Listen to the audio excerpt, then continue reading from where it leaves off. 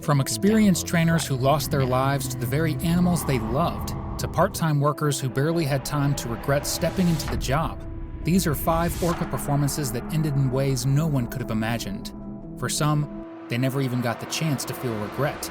They simply never came home. Alexis Martinez was born and raised in Puerto de la Cruz, a vibrant coastal town embraced by the vast Atlantic Ocean. From an early age, he felt an unexplainable bond with the sea and its creatures, nurturing a dream of one day working with marine animals. Fueled by this passion, Alexis embarked on an extraordinary journey, and in 2004, he secured a position at Loro Parque, a renowned zoo located on the outskirts of his hometown in Tenerife.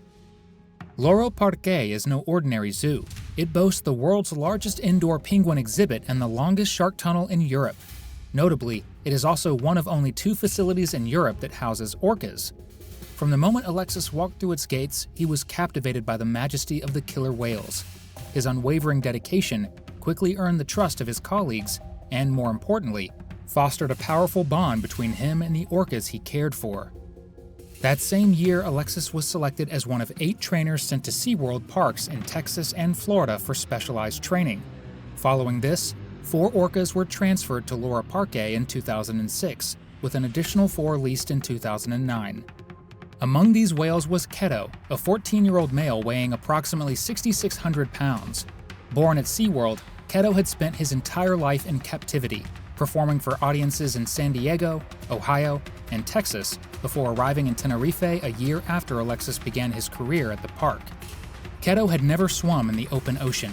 His mother, Kalina, was the first orca born in captivity, marking Keto's birth in a man-made pool in 1995. A profound bond grew between Alexis and Keto, built on trust and care.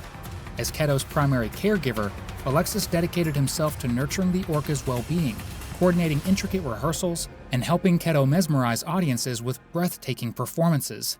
His patience and skill brought out the best in the young orca, creating moments of awe for thousands of spectators. Yet despite his love for his work, Alexis often confided in his partner, Estefania Luis Rodriguez, about his growing concerns. He observed changes in the orca's behavior, particularly in Keto, describing them as increasingly disobedient, disruptive, and aggressive. He feared that if precautions were not taken, a tragedy could unfold.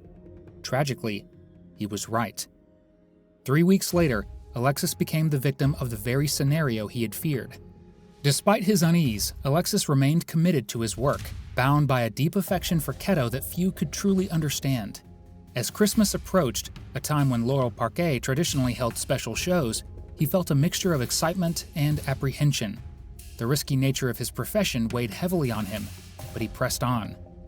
On Christmas Eve, the morning session began promisingly. Alexis entered the pool with Keto while another trainer, Brian Rokeach, prepared on stage alongside other team members. Initially, the session proceeded well. However, during a spy hop maneuver, where Alexis was to balance atop Keto's snout as the whale rose from the water, Keto leaned to one side, causing Alexis to lose balance and fall twice. Alexis, following protocol, withheld a reward and used a method called the least reinforcing scenario, a brief pause accompanied by eye contact to indicate that Keto had not performed correctly but could still earn reinforcement through calm behavior. After responding calmly to the LRS, Keto was rewarded with ice and fish. Encouraged, Alexis attempted a haul down onto a stage haul-out, where he would ride Keto from the water onto the stage. It would be his final routine. During the move, Keto again misaligned, causing Alexis to fall. At the pool's surface, Alexis applied another LRS. At first, Keto responded calmly, but moments later, around 10:25 a.m., the situation took a deadly turn. As Alexis tried to signal Keto back to the stage, the orca blocked his path. Alexis signaled a stage call. Brian Rokeach, sensing Keto's unease, attempted to distract him with a hand target. But Keto ignored the cue and charged at Alexis, striking him with his snout and forcing him to the bottom of the pool. The attack was brutal. Keto battered and toyed with Alexis's body while trainers frantically pounded the water, trying to call him back. After about 30 seconds, Keto surfaced and seemed to obey, swimming to another pool. But as the trainers attempted to close the gate behind him, Keto turned back, preventing the gate from shutting. He returned to Alexis's motionless body and again shoved it through the water. Eventually, with the aid of a net, trainers isolated Keto. Alexis's body sank to the bottom of the 12-meter deep show pool. Brian and another trainer dove in to retrieve him and immediately began CPR. Paramedics soon arrived, continuing resuscitation efforts during the ambulance ride. But it was too late. Meanwhile, Estefania received a call from Alexis's phone. Expecting to hear his voice, she was instead met by Miguel Diaz, a supervisor at Orca Ocean, who informed her that Alexis had been involved in an incident, but assured her everything would be fine. When Estefania and Alexis's family arrived at the hospital, the devastating truth became clear. Alexis was already dead. In the aftermath, Laurel Parquet initially described the tragedy as an accident, suggesting Alexis had suffocated due to chest compression and claiming the orca's behavior was not predatory. However, the autopsy told a far grimmer story. Multiple fractures, internal organ damage, and bite marks revealed that Alexis had suffered a violent attack. His death was recorded at 11:35 a.m. Alexis's family later voiced their anger, feeling misled by the park's reassurances. Estefania particularly recalled being falsely told that Alexis was fine, when in reality, he had already died. Laurel Parquet defended its initial statements, citing the confusion of an emergency situation. Following the tragedy, SeaWorld suspended all waterwork interactions across its parks. At Laurel Parquet, trainers would never again enter the water with orcas. It actually wasn't the first time something like this had happened. Long before Martinez's highly publicized death, orcas had already been involved in fatal incidents, but most didn't make major headlines.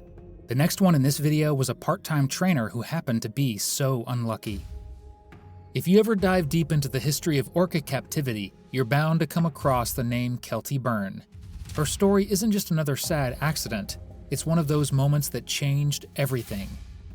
Kelty Lee Byrne was born on December 6, 1970, in Calgary, Alberta.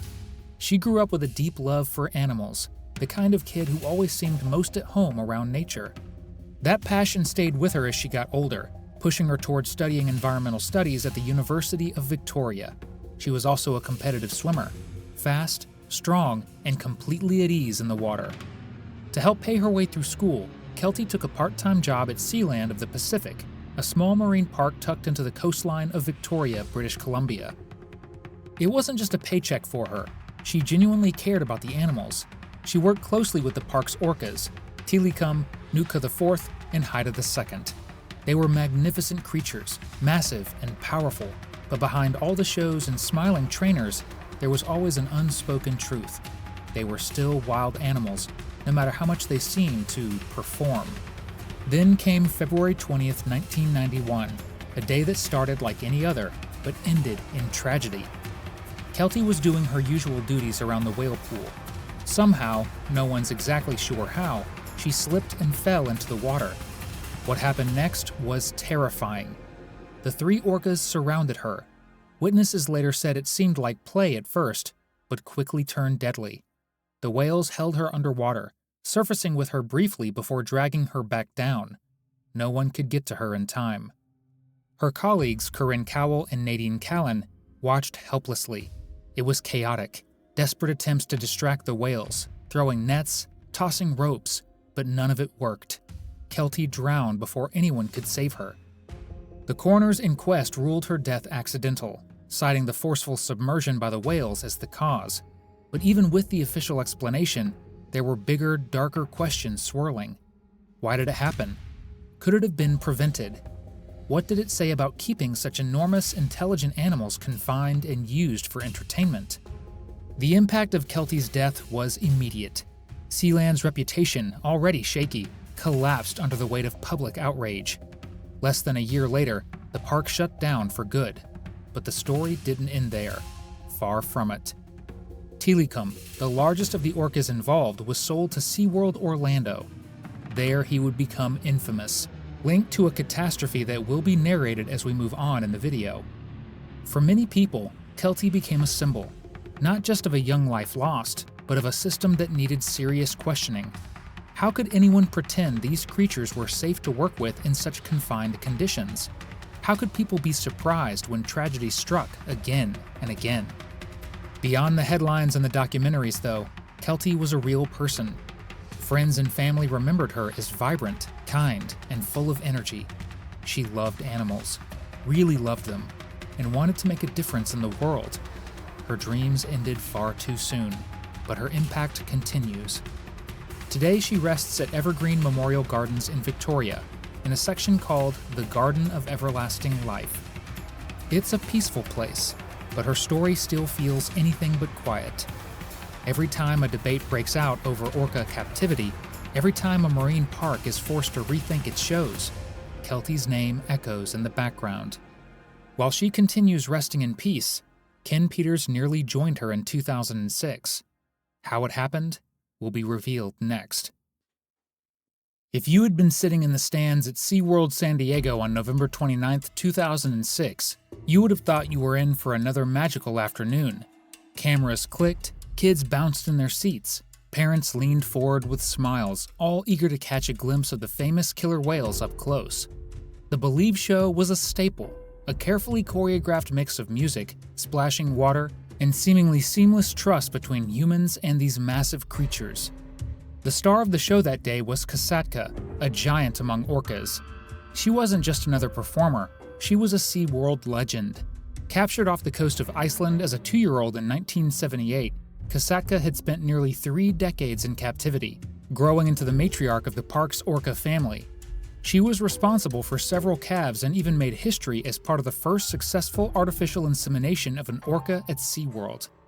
To her audience, she was graceful, powerful, and awe-inspiring.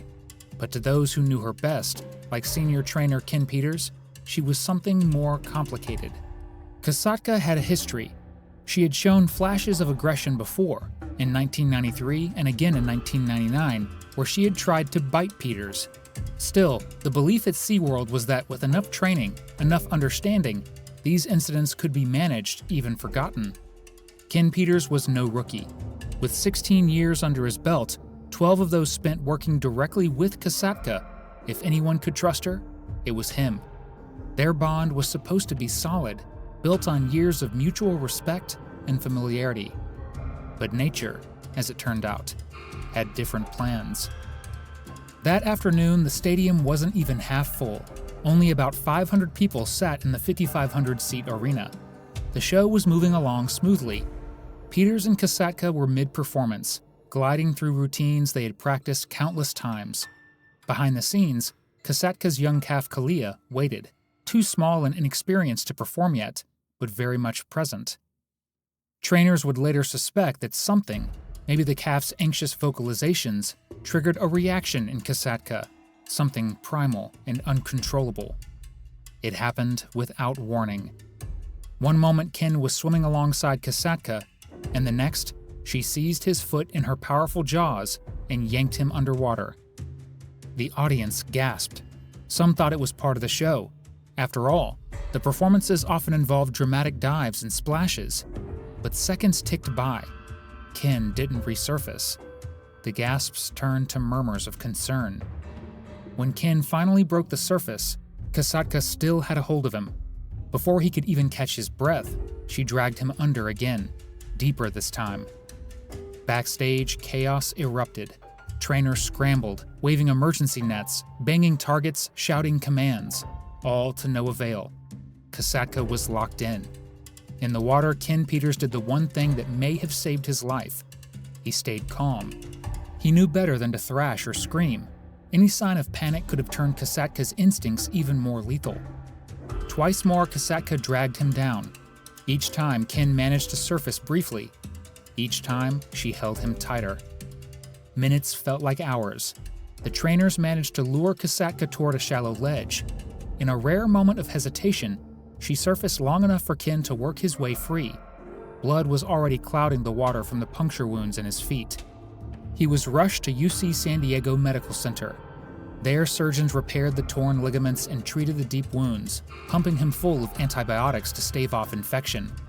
He spent 3 days in the hospital recovering.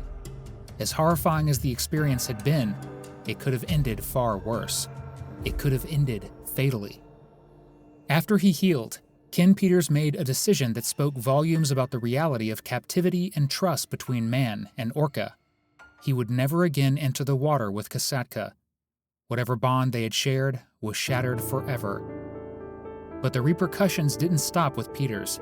The California Division of Occupational Safety and Health launched an investigation into SeaWorld's practices. Their findings were blunt. If someone hasn't been killed already, it is only a matter of time before it happens. It was a chilling prediction, because within a few short years, it would happen again, and again. The incident with Kasatka became a clear warning that captivity could not suppress an orca's instincts forever. No amount of training, no depth of relationship could fully eliminate the risk. And for those sitting in the stands that day, families with kids and cameras, expecting nothing more than another splashy SeaWorld show, the memory lingered. A chilling reminder that when wild animals are tamed for entertainment, it's not a matter of if something will go wrong, it's only a matter of when. But amid all these tragic incidents, Steve Abel was incredibly lucky. To this day, he's probably still thanking his stars for what happened during a 2004 show with an orca. Let's talk about just how close he came. It was supposed to be another thrilling afternoon at SeaWorld San Antonio on July 26, 2004. The air was thick with the scent of popcorn and sunscreen. Families shuffled into their seats with colorful sodas in hand, and children bounced with excitement as the booming voice over the loudspeakers promised an unforgettable experience of wonder and awe. The Orca show had always been the crown jewel, a dazzling display of power, grace, and supposed harmony between humans and some of the ocean's most formidable predators. But that day, something went terribly wrong, and for those lucky enough to walk out of the stadium unharmed, it would be impossible to ever look at captive orca performances the same way again. Steve Abel was no novice. At 33 years old, he was a seasoned trainer with 17 years of experience behind him, 10 of those spent working closely with Kyukit, a massive, powerful male orca born in captivity. Kyukit was no ordinary whale. He was the offspring of Tilikum, a name that would, in a few short years, become synonymous with tragedy. Yet in all the shows they had performed together, there had always been trust. Abel knew Kyukit's moods, his rhythms. He had to. In their work, trust wasn't optional. It was survival. The stadium was packed with about 500 spectators when the show began. As the music blared and the trainers clapped along, Kyukit was meant to perform a series of impressive leaps, spins, and synchronized routines with Steve. The audience roared with anticipation, but some, like Justin Licorius, who sat 3 rows from the front, noticed something was wrong almost immediately. Kyukit was erratic. Before the performance even truly began, he was breaching wildly, his massive black and white body slicing through the pool with unnerving aggression. Trainers on the sidelines exchanged quick, tense glances, but the show must go on. It always did. And then, without warning, it happened. With terrifying speed, Kyukit lunged at Steve Abel, knocking him from his position and forcing him underwater. Abel disappeared beneath the churning surface, and for a moment the crowd went silent, unsure whether this was part of the act. It wasn't. What followed was chaos. Kyukit's 6-ton body slammed into Abel again and again, each impact deliberate, brutal. As Steve fought to reach the surface for breath, Kyukit blocked him, using his bulk to shove him under again and again. Every movement, every desperate attempt to surface, was met by the whale's lunges, not playful, but predatory. On the pool's edge, trainers went into emergency mode. They slapped the water, blew high-pitched recall whistles, and shouted commands, the standard procedures drilled into every staff member. But Kyukit wasn't listening. The usual tactics, which had worked countless times before, were now meaningless against the rising tide of the orca's rage, or confusion, or instinct. In the stands, families watched in frozen horror. Mothers shielded their children's eyes. The cheers had evaporated into a collective breath held too long. Beneath the water, Steve Abel knew he was running out of options and time. Years of training told him that struggling, fighting, would only escalate the attack. Instead, he forced himself to stay calm, to keep his movements slow and controlled. Orcas are perceptive creatures. Panic, he knew, would only provoke more violence. For what seemed an eternity, the battle of wills continued. The towering orca against the tiny, desperate human. Each second stretched into an agonizing hour. And then, as suddenly as it had begun, Kyukit relented. He turned away, swimming lazily toward the stage. Seizing his only chance, Steve propelled himself towards the pool's edge with everything he had left. Trainers rushed to pull him from the water. He collapsed onto the platform, gasping for air, soaked and battered, but astonishingly alive. There were no broken bones, no puncture wounds, no visible trauma. SeaWorld immediately canceled all shows for the day. Behind closed doors, frantic meetings were held. Footage was reviewed frame by frame. What had triggered the orca Kyukit to lash out? No one could say for sure. Theories floated. Maybe it was his age. At 14, Kyukit was entering sexual maturity, a phase often marked by unpredictable hormonal surges and sudden aggression. Whatever the cause, SeaWorld acted swiftly. Kyukit was immediately banned from all waterwork activities. Trainers would no longer share the pool with him. Gone were the days of trust-filled acrobatics and breathtaking performances. From that day forward, Kyukit performed from a distance, separated from his human partners by clear lines of safety. Amazingly, trainer Steve Abel, the man who had survived the attack, returned to work the very next night. Looking back, it was a stark reflection of the culture inside marine parks. Risk, even a brush with death, was treated almost casually, a silent agreement every trainer seemed to accept when they chose to swim with giants. But outside the park, the world was changing. News of the attack leaked out, and animal rights groups pounced. They pointed to Steve's ordeal as just another example of the dangers and ethical failures of keeping intelligent, emotionally complex creatures like orcas in captivity. His experience found its way into books like David Kirby's Death at SeaWorld, fueling a movement that would eventually reshape the entire marine park industry. For the spectators who had been there that day, the trauma lingered. Many remembered the chilling silence that fell over the stadium, the way trainers' frantic gestures clashed against the frozen, horrified crowd. Some would speak of the nightmares that haunted them long after, dreams filled with thrashing water, screaming trainers, and the inescapable sense that something beautiful had been terribly broken. The illusion had shattered, replaced by the sobering truth. No matter how carefully choreographed the shows were, these were still wild animals at heart, never fully trained, and capable of reminding everyone, sometimes violently, just how little control humans really had. Remember, Tilikum was one of the 3 orcas involved in the tragic death of Kelty Byrne, but the danger didn't end there. After being moved, Tilikum went on to be involved in another deadly attack. This time, one that became the most widely publicized orca trainer death in history. We'll narrate how it happened next. But things only got worse. 6 years later, the world lost a true beacon of compassion and dedication to animal welfare, and heartbreakingly, it happened at the hands of Kyukit's father, Tilikum.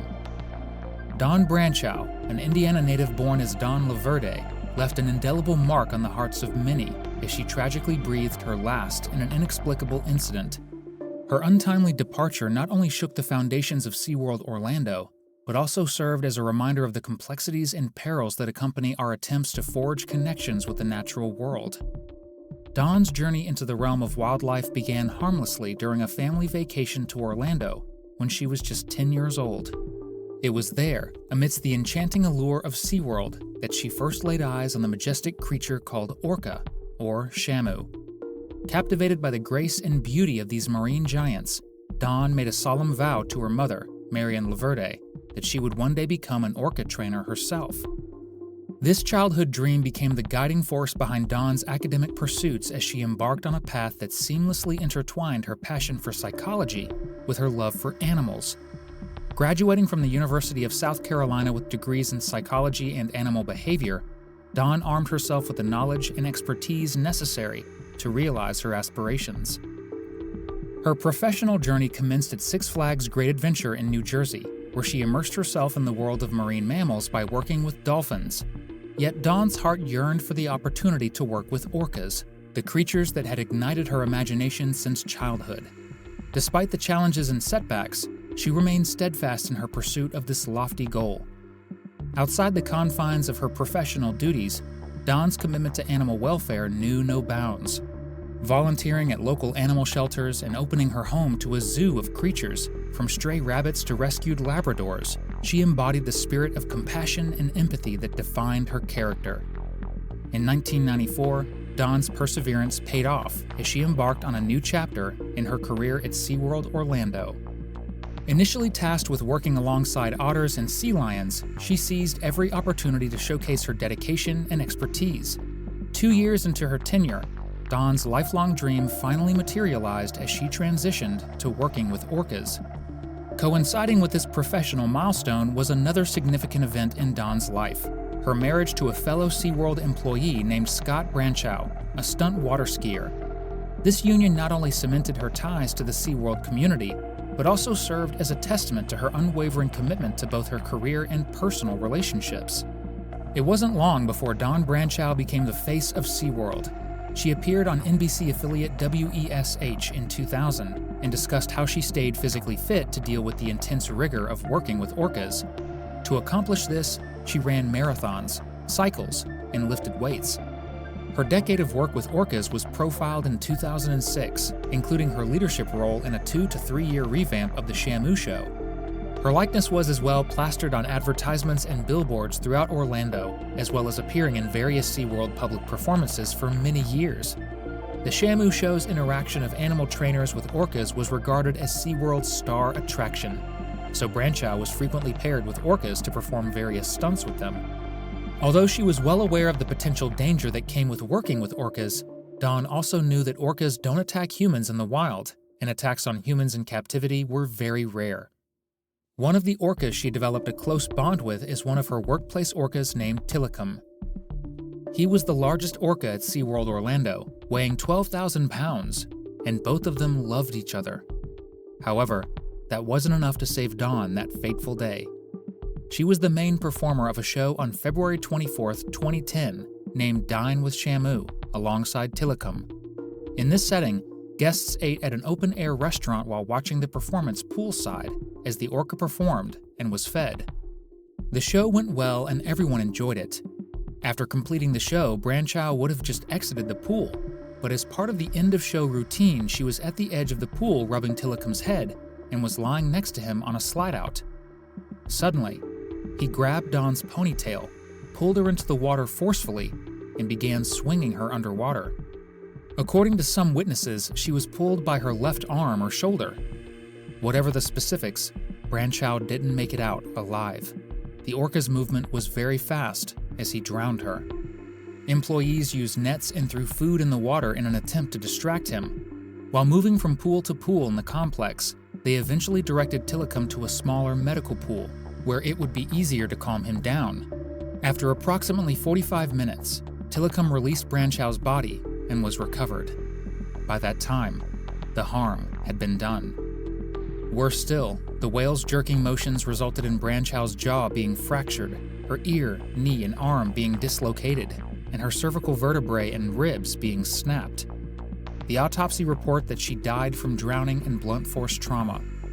The coroner also determined that Branchow's spinal cord had been severed in the attack, and her scalp was completely torn from her head. In the wake of the tragic incident that claimed the life of Dawn Branchow, voices from across the globe emerged to shed light on the events leading up to her untimely demise. Among them was Suzanne de Wit, a woman from the Netherlands, who provided a harrowing account of the attack. According to de Wit, Branchow's legs moved with alarming speed as the whale thrashed wildly, an image that etched itself into the minds of those grappling with the aftermath. Branchow's sister, Debbie Frogomeni, echoed the sentiments of a grieving family still grappling with the incomprehensible loss. In an interview with The Sun, Frogomeni expressed the family's struggle to come to terms with the tragic turn of events. Dawn was just so special to so many people. Despite the solace found in Branchow's remarkable achievements and experiences in her short 40 years on Earth, the pain of her absence remained palpable, casting a shadow over their lives and the world at large. As the Branchow family mourned their beloved daughter and sister, preparations were made for her final resting place. Dawn Branchow was laid to rest at Holy Sepulchre Cemetery in Illinois, her memory immortalized in the hearts of those who cherished her. However, the aftermath of Branchow's tragic death extended beyond the confines of her family and reverberated throughout the marine park industry. An investigation conducted by the Occupational Safety and Health Administration unveiled glaring safety violations within SeaWorld. leading to a $75,000 fine imposed on the company. 3 safety violations, one directly linked to Dawn's death, underscored the systemic failures that contributed to the tragic incident. OSHA's findings laid bare the company's culpability, accusing SeaWorld of willfully endangering its employees and displaying blatant disregard for their safety and well-being. In response to these damning revelations, OSHA implemented a ban on trainers entering the water with whales during shows, an unprecedented measure aimed at preventing future tragedies. The repercussions of Branchow's death reverberated far beyond the confines of SeaWorld Orlando, prompting a paradigm shift in marine park safety protocols. The moratorium on trainers entering the water with orcas, initially enforced at SeaWorld Orlando, was swiftly adopted by other marine parks across the nation. The temporary measure, reinforced in the wake of Branchow's burial, soon became a permanent fixture in marine park operations. For years, federal worker safety agencies had attempted in vain to compel SeaWorld to adhere to stricter safety protocols. However, it was the tragic loss of Dawn Branchow that catalyzed a meaningful change within the industry. The incident served as a wake-up call, compelling marine parks to prioritize the safety and well-being of their employees above all else. A documentary called Blackfish was released in 2013, 3 years after the incident, and it focused heavily on the death of Dawn Branchow. The film also sheds light on the treacherous conditions faced by orcas in captivity. 3 years after the documentary was released, SeaWorld announced it would stop breeding orcas in captivity, and many of the park's theatrical shows featuring orcas were subsequently retired. The few remaining orca displays more closely resemble their natural behavior in the Pacific Northwest, where orcas are normally found in the wild, and no interaction between humans and orcas are permitted. SeaWorld also pledged to no longer receive orcas that were caught in captivity, and their focus is now on the conservation and rehabilitation of the orcas in their care. Branchow's widower, Scott Branchow, also hired a Chicago law firm that specializes in wrongful death litigation, but he did not take any legal action against SeaWorld. This was because her family preferred to focus on how she lived rather than how she died. In 2016, the family created a foundation in her honor. Its mission is dedicated to improving the lives of children and animals in need, inspiring others to follow their dreams, and promoting the importance of community service.